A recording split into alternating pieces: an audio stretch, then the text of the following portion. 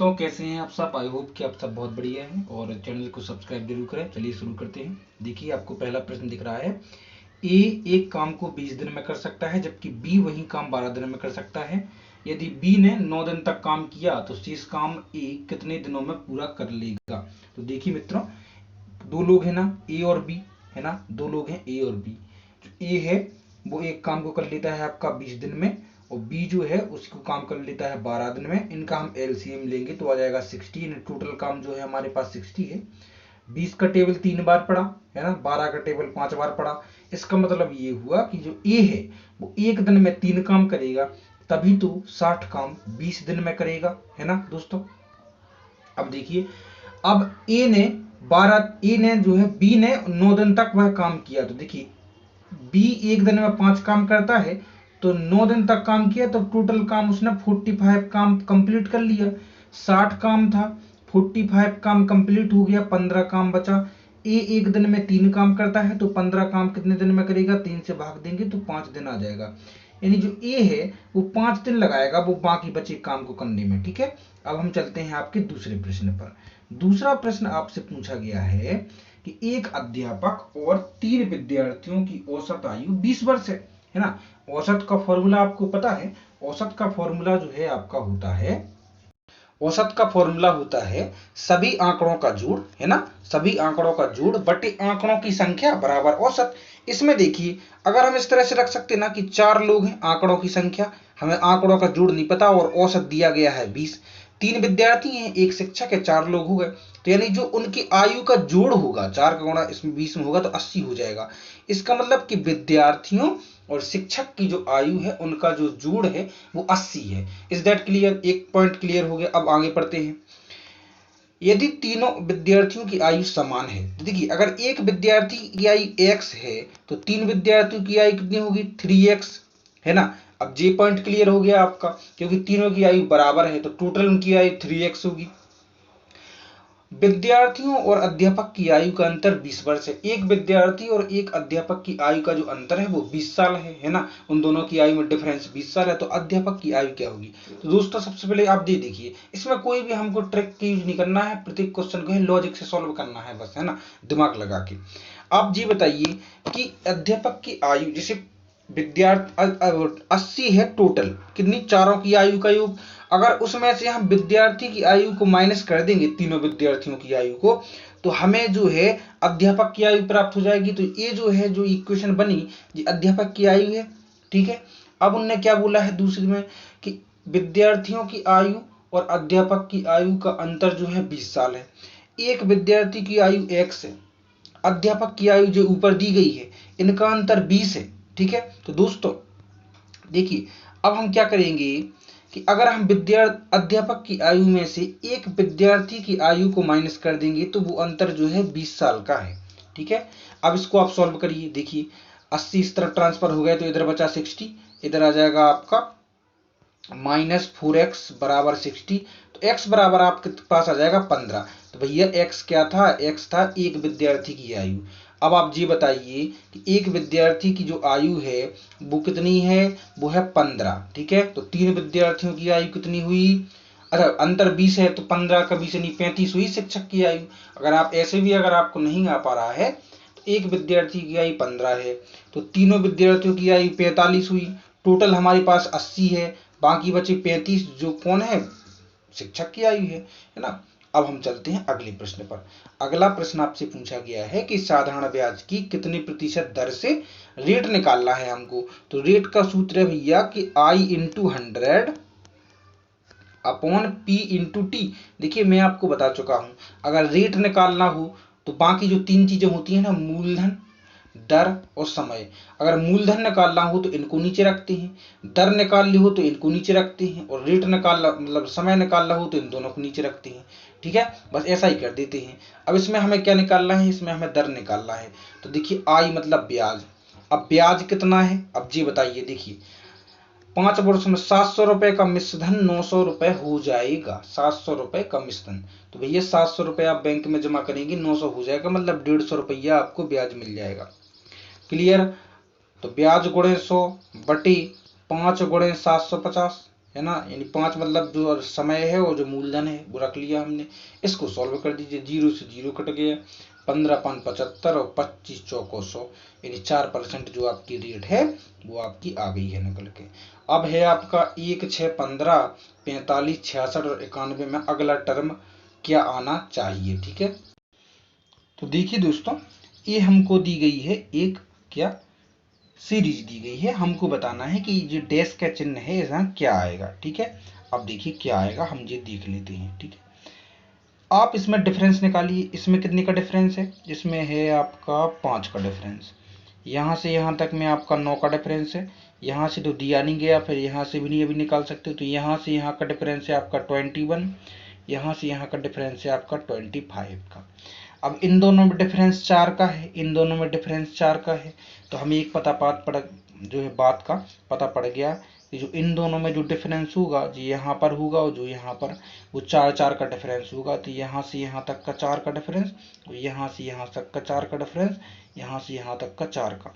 देखिए 5 4 जो 9 हो गया, तो 9 4 यहाँ हो जाएगा 13, है ना, इधर 13 आ जाएगा, तो 5 1 6 आ गया, 9 6 15 आ गया, तो 13 और 15 जी इधर आ जाएगा 28। और फिर आप अगर सीरीज को जो डिफरेंस निकाल के देखें, सब में 4 4 का आएगा। ठीक है, तो जो 28 वो आंसर है आपका बिल्कुल सही होगा। अब हम चलते हैं अगले क्वेश्चन पर। यदि एक त्रिभुज का क्षेत्रफल 250 वर्ग मीटर है, इसका आधार इतना है, ऊंचाई इतनी है, रेशियो में दिया है तो x लगा लेंगे, तो इसकी ऊंचाई ज्ञात कीजिए। ठीक है, तो अब हम आपको ये समझाते हैं कैसे करेंगे। देखिए दोस्तों, इसमें आपसे कहा गया है कि आपको एक त्रिभुज दिया गया, क्या दिया गया, त्रिभुज दिया गया, इसकी ऊंचाई दी गई है आपको 5x और आपका इधर चौड़ा आधार दिया गया है आपको 4x। ठीक है, अब आपको पता होना चाहिए कि एक समकोण त्रिभुज का जो क्षेत्रफल होता है वो होता है 1/2 गुणा आधार गुणा ऊंचाई। तो आधार हमको दिया गया है 4x और ऊंचाई दी गई है हमको 5x और बराबर में क्षेत्रफल हमको दिया गया है 250। इसको आप सिंप्लीफाई कर लें, 2 से जी गया 4, 2 दूनी 4 और 5 से जी गया 25 बार में और 2 से जी गया 10 बार में, तो एक्स स्क्वायर इधर बचा केवल हमारे पास एक्स स्क्वायर बराबर हमारे पास 10 बचा, 10 नहीं बचा है ना, एक्स स्क्वायर बराबर हमारे पास कितना बचा, ये बचा। आपको फिर से सॉल्व कर लेते हैं इसको, 1 मिनट देखिए, हाँ इधर 0 है। ठीक है, अब देखिए इसको फिर से सॉल्व कर लेते हैं, जी आ जाएगा आपका 2 से चला जाएगा तो 2 बचेगा, है ना, और 5 दूनी 10 एक्स स्क्वायर बराबर 250, है ना, 0 से 0 कैंसल आउट हो गया, तो एक्स स्क्वायर बराबर 225 और एक्स बराबर आंसर आ जाएगा 5। हमें ज्ञात करना है ऊंचाई, तो भैया 5x, एक्स बराबर 5 है तो 5 25 जो है आपकी ऊंचाई निकल आई। ठीक है, अब हम चलते हैं अगले प्रश्न पर। अगला प्रश्न आपसे कहा गया है द्विघाती समीकरण में 4x square 4y square plus 12y plus 9 बराबर 0 की मूल ज्ञात करना है। तो सबसे पहले इन दोनों का हम गुणा करते हैं, तो 36 आ गया, है ना, क्या आ गया 36। हमें ऐसी संख्याएं दो चाहिए जिनका गुणा जो है वो 36 आ जाए और a प्लस बी करने पर, डिफरेंस से प्लस माइनस करने पर 12 आ जाए, है ना, बीच में क्या है 12। अब आप देखिए ऐसी दो संख्याएं कौन कौन सी हैं, तो ऐसी दो संख्याएं हैं 6 और 6, है ना, 6 और 6 दो संख्याएं ऐसी हैं जिनका गुणा करेंगे तो 36 आ जाएगा और प्लस करेंगे तो 12 आ जाएगा। तो हमें कौन दो संख्याएं मिलेंगी 6 और 6, तो 6 का हम फिर से क्या करते हैं, जो हमने यहाँ मल्टीप्लाई किया उसका हम डिवाइड दे देते हैं। तो देखिए 6/4 और 6/4, इसका मतलब ये हुआ कि ये आगे सिंप्लीफाई करने से 3/2 और 3/2, लेकिन जो फाइनल आंसर होता है उसके हम साइन चेंज कर देते हैं, तो माइनस माइनस का आंसर आ जाएगा। थर्ड जो ऑप्शन है बिल्कुल आपका सही है। ठीक है, अब हम चलते हैं अगले क्वेश्चन पर। अगला क्वेश्चन तो हो गया जी वाला, हाँ जी है। एक आयतकार मैदान 116 गुणा 68 वर्ग मीटर का है, इसके चारों ओर 2 मीटर लंबा चौड़ा एक रास्ता है, तो भैया रास्ते का क्षेत्रफल ज्ञात करना है।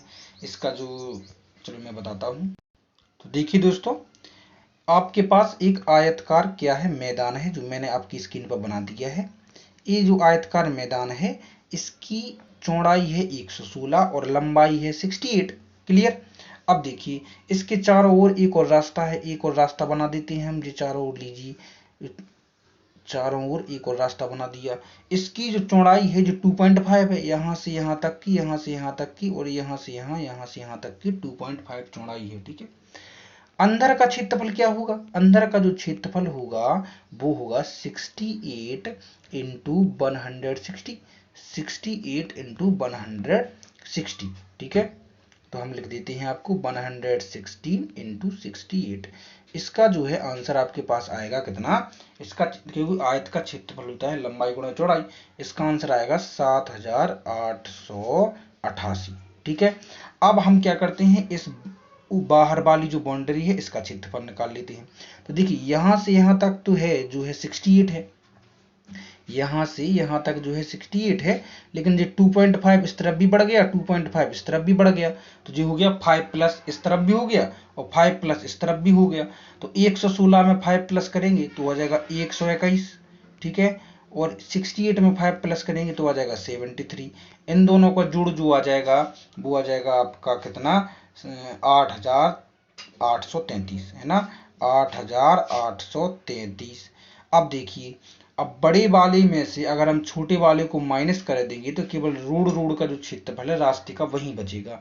तो 8333 में से 7888 को माइनस करेंगे तो हमारे पास जो आंसर आएगा 945 मीटर स्क्वायर। आप करके भी देख सकते हैं आराम से, कोई दिक्कत नहीं है। ठीक है, अब जो है 27, 17, 22, 42, 17, 7, 12, इसमें हमको क्या बताना है? गलत पद बताना है।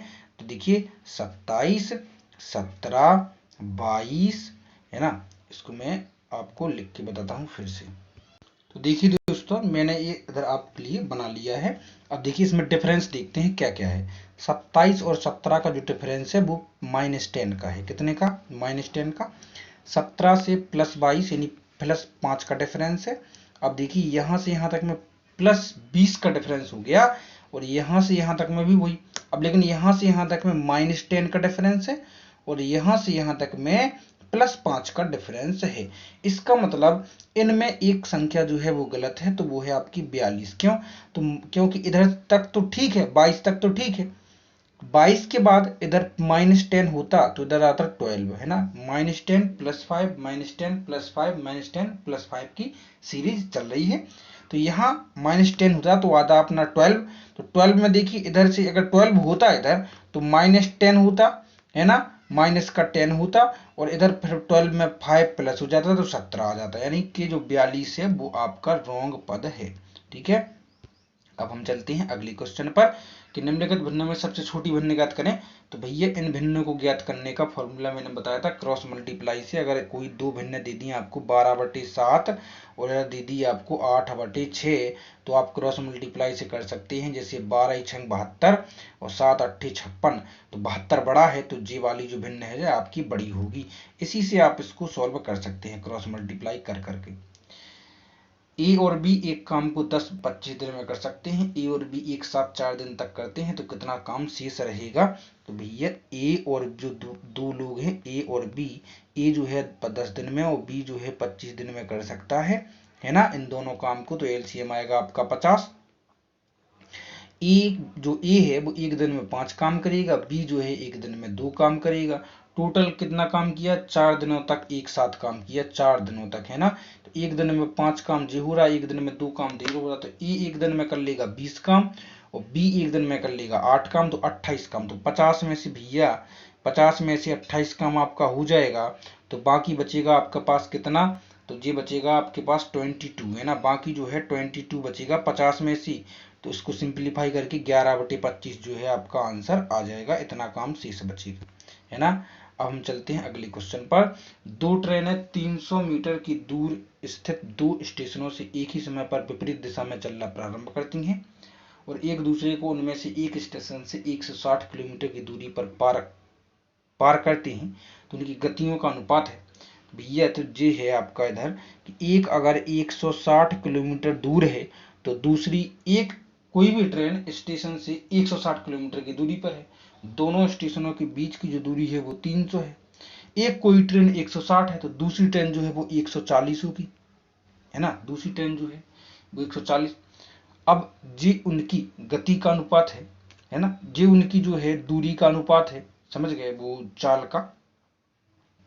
तो ये क्या है, दो स्टेशनों के समय पर विपरीत दिशा में चलना प्रारंभ करते हैं, एक दूसरे से उनमें स्टेशन से 160 किलोमीटर दूरी पर पार करते हैं। हाँ, तो दोनों एक दूसरे पर मिलती हैं 160 किलोमीटर की दूरी पर।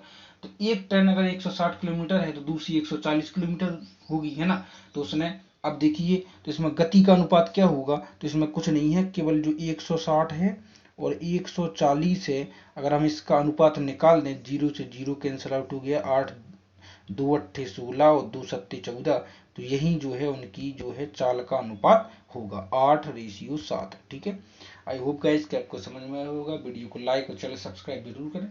मिलते हैं अगली वीडियो में, टेक केयर, बाय बाय।